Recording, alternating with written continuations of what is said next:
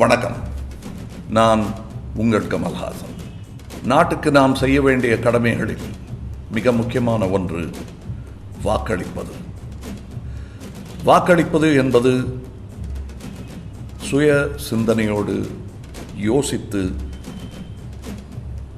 தேர்தலில் நிற்கும் வேட்பாளரின் தகுதிகளை உணர்ந்து அறிந்து வாக்களிப்பது. இந்த வேட்பாளர் எத்தனை பணம் கொடுத்தார், அந்த வேட்பாளர் எத்தனை பணம் கொடுத்தார் என்று எண்ணி வாக்களிக்காதீர்கள். நாம் நம் எதிர்காலத்தை எந்த வேட்பாளரின் கையில் ஒப்படைக்கப் போகிறோம் என்பதை சிந்தித்து வாக்களிப்பீர். ஒரு சிறு தொகைக்காக நமது தன்மானத்தையும் எதிர்காலத்தையும் விட்டுவிடாதீர். ஜனநாயகம் தழைக்க சிந்தித்து வாக்களிப்போம், மனசாட்சிப்படி வாக்களிப்போம். எந்த சூழ்நிலையிலும் நமது வாக்கினை விற்க மாட்டோம் என்று உறுதியெடுப்போம். ஜெயஹிந்த்.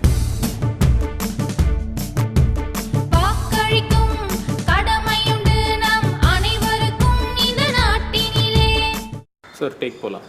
ஆக்ஷன்.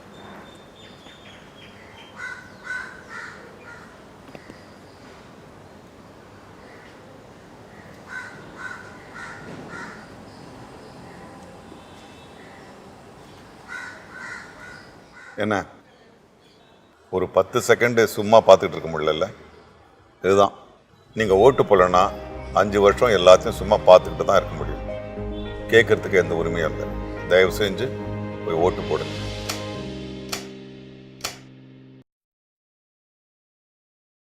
ஆமாம், இதுதான் அந்த நாட்டுக்கு இப்போ ரொம்ப முக்கியமான கேள்வி. நீங்கள் வேறு வந்து இந்த லிங்கை கிளிக் பண்ணிகிட்டு இருக்கீங்க. இந்த நாட்டுக்கு தேவையான கேள்வி எவ்வளவோ இருக்குது, அதெல்லாம் விட்டுட்டு இதை கேட்குறீங்க. முதல்ல இந்த எலெக்ஷன் ஓட்டர்ஸ் லிஸ்ட்டில் உங்கள் பேர் இருக்கா? ஓட்டு போடுறதுக்கு ரெஜிஸ்டர் பண்ணிட்டீங்களா? இந்த நாட்டை பற்றி கொஞ்சம் யோசிங்க. தோனியையும் விராட்டையும் பற்றி அவங்கவுங்க யோசிச்சுப்பாங்க. ஓட்டு போடுங்க சார், போங்க. 100%. நான் உங்களுக்கு ஒரு கேள்வி கேட்க போறேன். நம்ம நாட்டோட விலை என்ன? நாட்டுக்கு பல லட்சம் கோடிகள் போட்டுக்கோங்க. நாட்டுக்குலாம் விலை கேட்குறீங்க, எப்படி நாட்டுக்குலாம் விலை சொல்ல முடியும்? ஜீனியஸ். ஆன்சர் என்ன? 27 பைசா. ஸ்கிரிப்ட் இருந்தாங்க. ஓட்டுக்கு 500 ரூபான்னா வருஷத்துக்கு 100 ரூபா இல்லை. 100 divided by 365. 27 பைசா. 27 பைசாவுக்கு நம்ம வைக்கிறது நம்ம ஓட்டை இல்லை, நம்ம நாட்டை. ஏமாறாதீங்க, நேர்மையா வாக்களிங்க. இந்த எலெக்ஷனில் ஓட்டு காசு கொடுத்து வாங்கிப்பீங்களா?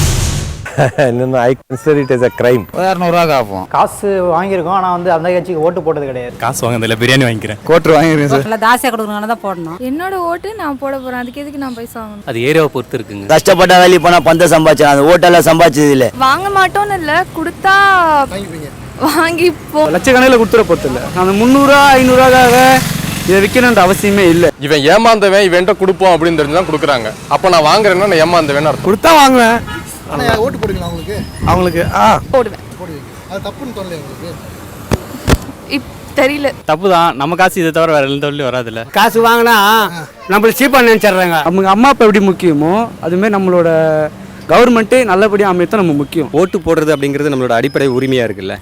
ஸோ அதை வந்து காசு கொடுத்து வாங்குறாங்க அப்படின்னாக்கா அதை விட அசிங்கம் வேறு எதுவுமே கிடையாது. முன்னாடிலாம் கொள்கையை சொல்லி ஓட்டு கேட்பாங்க, இப்போ காசு கொடுத்து ஓட்டு கேட்குறாங்கன்னா அப்போ அவங்க கொள்கையே வந்து சம்பாதிக்கிறது தானே. நாங்கள் கம்ப்ளைண்ட் பண்ணுவோம் எலெக்ஷன் ஆஃபீஸ். காதோட சேர்த்து ஒரு அப்பு கொடுத்துருவோம். இந்த பணத்தை வச்சு இருக்கிற ஒயின் ஷாப்பை முன்னீங்கன்னா அது இருக்கிற குடும்பத்துக்கு ஒன்று நெல் தான் இருக்கும். 100 ரூபாய் கொடுத்துட்டு நீ லட்சக்கணக்கில் சம்பாதிக்கலான்னு பார்க்கலையா? 5 வருஷம் சேர்த்து தான் நான் ஓட்டு போடுறேன். 5 வருஷத்துல எப்பயாவது காசு தேவைப்படுதுன்னா கொடுப்பீங்களா? கெத்துன்னு வச்சிங்களா, அந்த கெத்துன்னு அதை விட்டு விடுங்க. பணம் கொடுத்து சேவை செய்கிற அளவுக்கு அவ்வளோ நல்லவங்களாடா நீங்கள்? ஃப்ரண்ட் பேக்கெட்டில் 100 ரூபாய் வச்சுட்டு பின்னாடி பிக் பேக்கெட் அடிச்சலான்னு பார்க்குறீங்களா? வேறு குழப்பம் இல்லையாடான்னு கேட்டு போயிட்டே இருக்கேன். போடுறது முக்கியம்தான், ஆனால் அதை விட முக்கியம் யோசிச்சு போடுறது. யோசிக்காமல் அவசரப்பட்டு போட்டிங்கன்னா அப்புறம் வருங்காலத்தில் நீங்கள் தான் வருத்தப்படணும். ஸோ யோசிச்சு போடுங்க, காசு வாங்காமல் போடுங்க. காசு வாங்கிட்டு போடுறதுக்கு வேறு பேர். My vote is not for sale. என் ஓட்டு விற்பனைக்கு அல்ல. உங்கள் ஓட்டு எங்களுக்கு வேணாம். காசு வேணான்றீங்களா? அது தப்பு ஆச்சு. அது என்னம்மா? அது தப்பு வாங்கக்கூடாது. காசு வாங்குறதா? எல்லாருமே கொடுக்குறாங்களே. ஐயோ, நம்மளுக்கு வேணாப்பா. வேணாம்.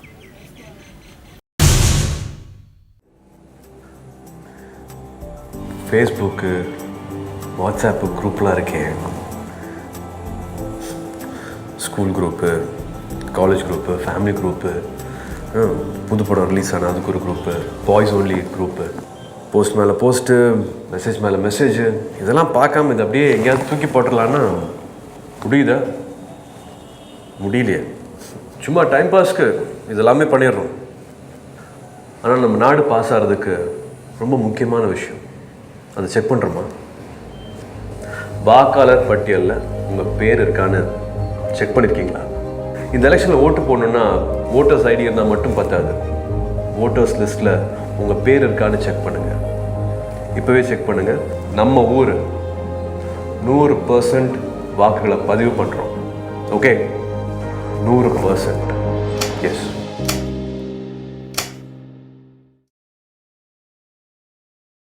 இந்த தேர்தலில் 100% தவறாமல் வாக்களிங்க. ட்ரை. இந்த தேர்தலில் 100%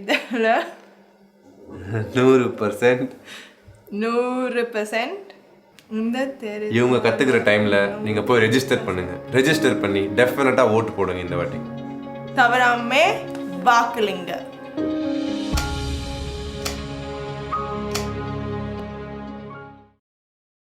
இந்த தும்பல், இரும்பல், வீக்கல், கொட்டாயி, நல்லது கெட்டது, பசி, தூக்கம், பொறப்பு, இறப்பு, பணம், பட்டம், பதவி இதெல்லாம் கேட்டு வராது, தானா வரும்.